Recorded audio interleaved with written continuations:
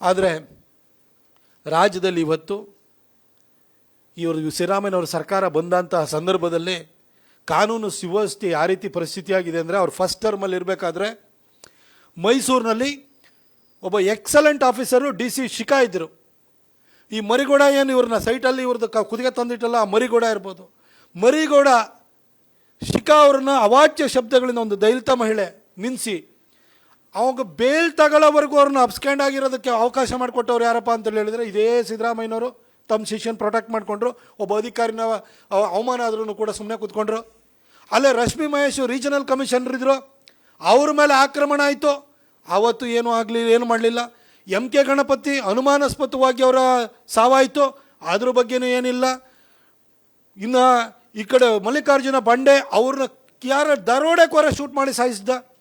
ಯಾವರೊಬ್ಬ ನಮ್ಮ ಇದರಲ್ಲಿ ತುಮಕೂರಿನಲ್ಲಿ PSI ಜಗದೀಶ್ ಅಂತೇಳಿ ಹೇಳ್ಬಿಟ್ಟು ಅವನಿಗೆ ಡ್ರ್ಯಾಗರಲ್ಲಿ ಚುಚ್ಚಿ ಒಬ್ಬ ಕಳ್ಳ ಸಾಯಿಸಿದ.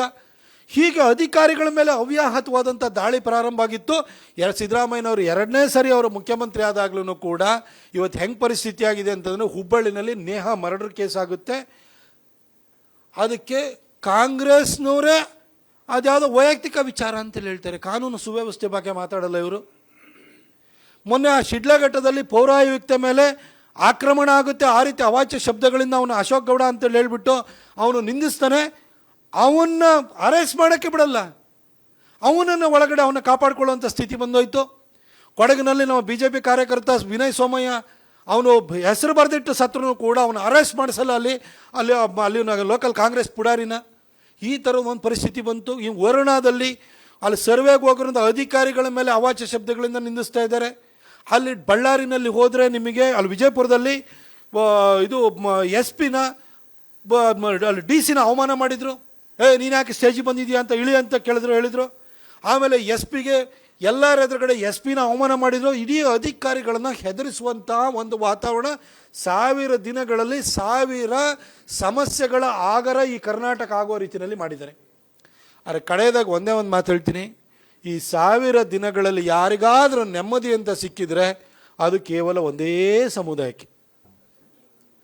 ಆ ಸಮುದಾಯ ಯಾವುದು ಅಂತ ನಾನು ಹೇಳಬೇಕು ಅಂತಿಲ್ಲ, ಒಂದೇ ಸಮುದಾಯಕ್ಕೆ. ಯಾಕೆ ಅಂತೇಳಿ ಹೇಳಿದರೆ, ಆ ಸಮುದಾಯಕ್ಕೆ ಶಾಂತಿ ನೆಮ್ಮದಿ ಎಲ್ಲ ಸಿಕ್ಕಿರೋದು ಒಂದು ಸಮುದಾಯಕ್ಕೆ. ಸಿದ್ದರಾಮಯ್ಯನವರು ಆ ಸಮುದಾಯನ ಮಾತ್ರ ಹೋಲಿಸೋದು. ಯಾಕಂದರೆ ಆ ಸಮುದಾಯಕ್ಕೆ ಮೊನ್ನೆ ನಿಮಗೆ ಸಾಲದ ಬಡ್ಡಿ ಮನ್ನಾ ಮಾಡ್ತೀವಿ ಅಂದರು.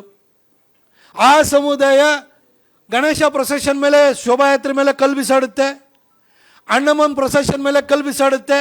ಯಾವ ಕೇಸು ಆಗಲ್ಲ, ಅವ್ರಿಗೆ ಮಾತ್ರ ಶಾಂತಿ ಸಿಕ್ಕಿದೆ, ನೆಮ್ಮದಿ ಸಿಕ್ಕಿದೆ, ರಕ್ಷಣೆ ಸಿಗ್ತಾ ಇದೆ. ಆ ಸಮುದಾಯ ಅಖಂಡ ಶ್ರೀನಿವಾಸ ಮೂರ್ತಿಯವರ ಮನೆ ಮೇಲೆ ದಾಳಿ ಮಾಡಿದ್ರು, ಆ ಮನೆನ ಸುಟ್ಟಾಕಿದ್ರು. ಅವ್ರ ವಿರುದ್ಧ ಇದ್ದಂಥ ಕೇಸ್ಗಳನ್ನು ವಾಪಸ್ ತೆಗೆದುಕೊಂಡು ಅವರಿಗೆ ನೆಮ್ಮದಿಯನ್ನು ಕೊಡ್ತಾ ಇದ್ದಾರೆ ಸಿದ್ದರಾಮಯ್ಯನವರು. ಆ ಸಮುದಾಯ ಹುಬ್ಬಳ್ಳಿನಲ್ಲಿ ಪೊಲೀಸ್ ಜೀಪ್ ಮೇಲೆ ಜಖಮ್ ಮಾಡ್ತಾರೆ, ಪೊಲೀಸ್ ಜೀಪ್ ಮೇಲೆ ಹತ್ತಾರೆ, ಪೊಲೀಸರ ಮೇಲೆ ದಾಳಿ ಮಾಡ್ತಾರೆ. ಅವ್ರ ವಿರುದ್ಧ ಇದ್ದಂಥ ಕ್ರಿಮಿನಲ್ ಪ್ರಕರಣಗಳನ್ನು, UAPA ಪ್ರಕರಣಗಳನ್ನು ಕ್ಯಾಬಿನೆಟ್ ಎದುರುಗಡೆ ಇಟ್ಕೊಂಡ್ಬಿಟ್ಟು ವಾಪಸ್ ತಗೊಳ್ತಾರೆ. ಆ ಸಮುದಾಯಕ್ಕೆ ಇವತ್ತು ನ್ಯಾಯ ಸಿಗ್ತಾ ಇದೆ ಅಂದರೆ ಅವರಿಗೆ ನೆಮ್ಮದಿಯನ್ನು ಕೊಡ್ತಾ ಇರೋವಂಥ ಕೆಲಸವನ್ನು ಮಾಡ್ತಿದ್ದಾರೆ. ಇದು ಬಿಟ್ಟರೆ ಮಾತೆತ್ತಿರು ಸುಳ್ಳು ಹೇಳಿದೆ ಈ ಸಿದ್ದರಾಮಯ್ಯ. ಎಷ್ಟು ಸುಳ್ಳು ಹೇಳ್ತಾರೆ ಅಂದರೆ, ರಾಜ್ಯದ ಜನತೆಗೆ ಮಾತ್ರ ಸುಳ್ಳು ಹೇಳೋದಲ್ಲ, DK ಶಿವಕುಮಾರ್ಗೂ ಸುಳ್ಳೆ. 2.5 ವರ್ಷ ಆದಮೇಲೆ ಬಿಟ್ಕೊಡ್ತೀನಿ ಕಣಯ್ಯ ಅಂತ ಹೇಳ್ಬಿಟ್ಟು ಇವಾಗಲೂ ಕೂಡ ದೇವರಾಜ ಅರಸು ರೆಕಾರ್ಡ್ ಮುರಿಬೇಕು ಇಲ್ಲ, ಮಗನ ಕೈಲಿ ಹೇಳಿಸ್ತಾರೆ. ನಮ್ಮ ಅಪ್ಪನೇ 5 ವರ್ಷ ಮುಖ್ಯಮಂತ್ರಿಯಾಗಿ ಮುಂದುವರಿತಾರೆ ಅಂತ ಹೇಳ್ತಾರೆ. ಈ ಸಿದ್ದರಾಮಯ್ಯ ಕರ್ನಾಟಕದ ಜನರಿಗೆ ಮಾತ್ರ ಸುಳ್ಳು ಹೇಳಿರೋದಲ್ಲ, ಕರ್ನಾಟಕದಲ್ಲಿ ಕಾಂಗ್ರೆಸ್ಸಿನ ಅಧಿಕಾರಕ್ಕೆ ತರಲಿಕ್ಕೆ ಹೆಗಲು ಕೊಟ್ಟು ಹೋರಾಟವನ್ನು ಮಾಡಿದಂಥ DK ಶಿವಕುಮಾರ್ ಅವ್ರಿಗೂ ಸುಳ್ಳು ಹೇಳ್ಕೊಂಡೇ ಬರ್ತಾ ಇದ್ದಾರೆ. ತನ್ನ ಅಧಿಕಾರಕ್ಕೆ ತರಲಿಕ್ಕೆ ಕಾರಣೀಭೂತ ಆದಂಥ ವ್ಯಕ್ತಿಗೆ ಸುಳ್ಳು ಹೇಳುವಂಥ ವ್ಯಕ್ತಿ 5 ವರ್ಷ ಅಧಿಕಾರ ಕೊಟ್ಟಾಗಿದ್ದೀವಿ, ರಜನ ಏನು ಮಾಡ್ಕೊಳಕ್ಕಾಗಲ್ಲ ಅಂತ ಹೇಳುವಂತಹ ಮತದಾರರಿಗೆ ಅವರು ಸುಳ್ಳು ಹೇಳ್ದಲ್ಲೇ ಇರ್ತಾರೆ. ಇಂಥ ಒಂದು ಸುಳ್ಳಿನ ಒಂದು ಸರ್ಕಾರವನ್ನು ಇವತ್ತು ಅವರು ನಡೆಸ್ತಾ ಇದ್ದಾರೆ. 1000 ದಿನಗಳಲ್ಲಿ ಏನೂ ಆಗಿಲ್ಲ, ಬರೀ ಸುಳ್ಳುಗಳು ಹೇಳ್ಕೊಂಡೆ ಸಿದ್ದರಾಮಯ್ಯನವರು ಅಧಿಕಾರದಲ್ಲಿ ಮುಂದುವರಿತಾ ಇದ್ದಾರೆ. ಈ ಹಿನ್ನೆಲೆಯಲ್ಲಿ ಇಡೀ ರಾಜ್ಯಾದ್ಯಂತ ನಮ್ಮ ಎಲ್ಲ ಪಕ್ಷದ ಮುಖಂಡರುಗಳು, ನಮ್ಮ ರಾಜ್ಯಾಧ್ಯಕ್ಷರಾಗಿರುವಂಥ ವಿಜೇಂದ್ರ ಅವರು, ಅಶೋಕ್ ಅವರು, ನಮ್ಮೆಲ್ಲ ಹಿರಿಯ ಮುಖಂಡರ ಮಾರ್ಗದರ್ಶನ ಮತ್ತು ಅವರ ನಿರ್ದೇಶನದ ಮೇರೆಗೆ ನಾವೆಲ್ಲ ಕಡೆ ಪತ್ರಿಕಾಗೋಷ್ಠಿಯನ್ನು ಮಾಡಿದ್ವಿ, ಜನಕ್ಕೆ ಮನವರಿಕೆಯನ್ನು ಮಾಡಿಕೊಡುವಂಥ ಕೆಲಸವನ್ನು ಮಾಡಿದ್ವಿ.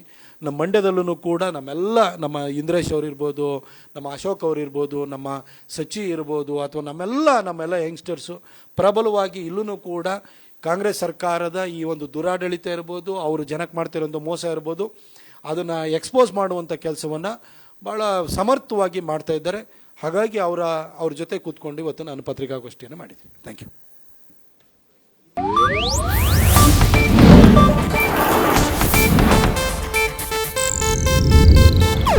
ಇದು ಏಷ್ಯಾನೆಟ್ ನ್ಯೂಸ್ ನೆಟ್ವರ್ಕ್ ಪ್ರಸ್ತುತಿ.